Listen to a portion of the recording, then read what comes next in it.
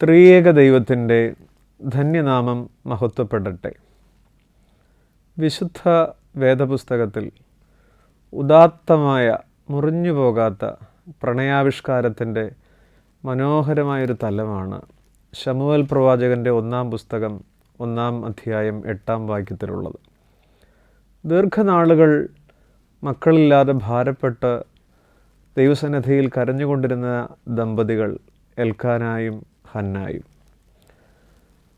ജീവിതത്തിൻ്റെ മധ്യാഹ്നത്തിലെവിടെയോ തൻ്റെ പ്രിയതമയുടെ നിരന്തരമായ കണ്ണുനീരിന് ഭർത്താവ് തോളിൽ തട്ടി ആശ്വസിപ്പിക്കുന്നത് ഇങ്ങനെയാണ്: എന്തിനാണ് നമുക്ക് മക്കൾ?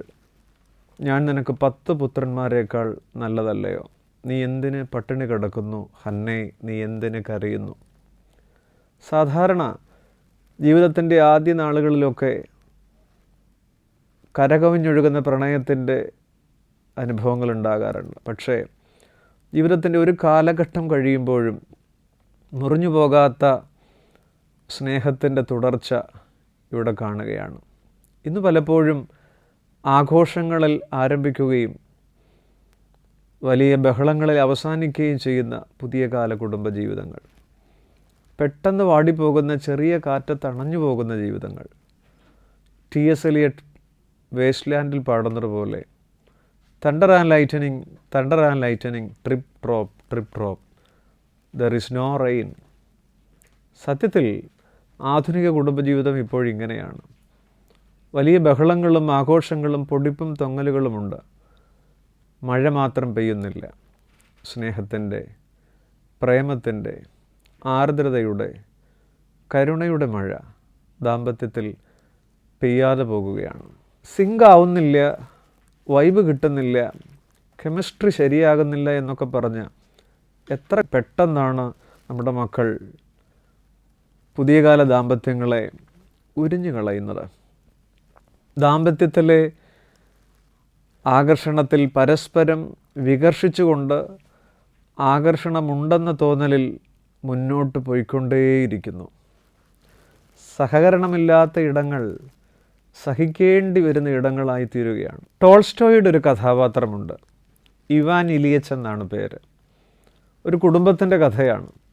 40 വയസ്സിൽ വീട്ടിനുള്ളിൽ കർട്ടൻ മാറ്റിയിടുമ്പോൾ ഒരു സ്റ്റൂളിൽ നിന്ന് തെന്നി വീഴുന്ന ഈ മനുഷ്യൻ അതിനെ തുടർന്നുണ്ടായ ആഘാതത്തിൽ ദീർഘനാളുകൾ കിടപ്പിലാകുകയാണ്. ഉള്ളിൽ ബോധമുണ്ട്, ഭാര്യയും മകളും ശുശ്രൂഷിക്കുന്നു. എത്ര നാളാണ്? ദശാബ്ദങ്ങൾ അങ്ങനെ പോകുന്നുണ്ട്.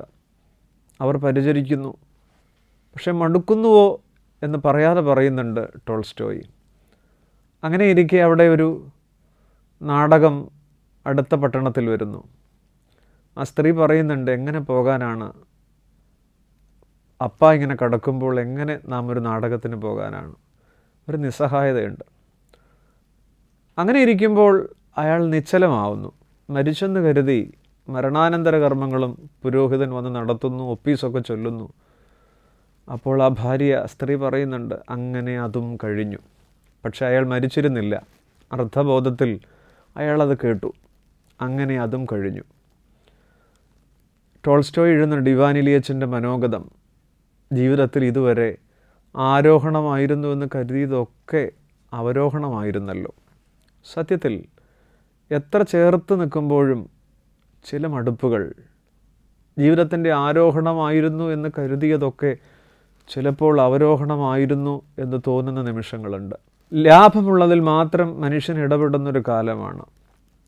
നാം എവിടെയൊക്കെയോ വായിക്കുന്നില്ലേ, പോളിയോ ബാധിച്ച ഭാര്യയെ ചുമക്കുന്ന ഭർത്താവ്, വിവാഹം ഉറപ്പിച്ച ശേഷം അപകടത്തിൽ തൻ്റെ പ്രണയിനിയുടെ ശരീരം മുഴുവൻ തളർന്നു പോയിട്ടും അവളെ തന്നെ ജീവിത സഖിയായി കൂട്ടുന്ന ഒരു ചെറുപ്പക്കാരൻ്റെ കഥയും അടുത്ത കാലത്ത് നാം വായിച്ചതാണ്. ആരോ എഴുതിയതുപോലെ, എൻ്റെ വരണ്ട കൈപ്പുറത്ത് വച്ച നിൻ്റെ ഉള്ളം കൈയിലെ ചൂടിനെ ഞാൻ സ്നേഹം എന്ന് വിളിക്കും. സഭാപ്രസംഗിയുടെ പുസ്തകം അവസാനിക്കുന്നത് ഇങ്ങനെയാണ്: ലാവണ്യം വ്യാജവും സൗന്ദര്യം വ്യർത്ഥവുമത്രേ എന്നാണ്. നിശ്ചയമായും ജീവിതത്തിൻ്റെ നാം കാണുന്ന തലങ്ങൾക്കപ്പുറം ഉദാത്തമായൊരു സ്നേഹത്തിൻ്റെ ആവിഷ്കാരം കുടുംബങ്ങളിൽ അന്ത്യത്തോളം പുലർത്താൻ ഉയരത്തിലെ ദൈവം സഹായിക്കട്ടെ.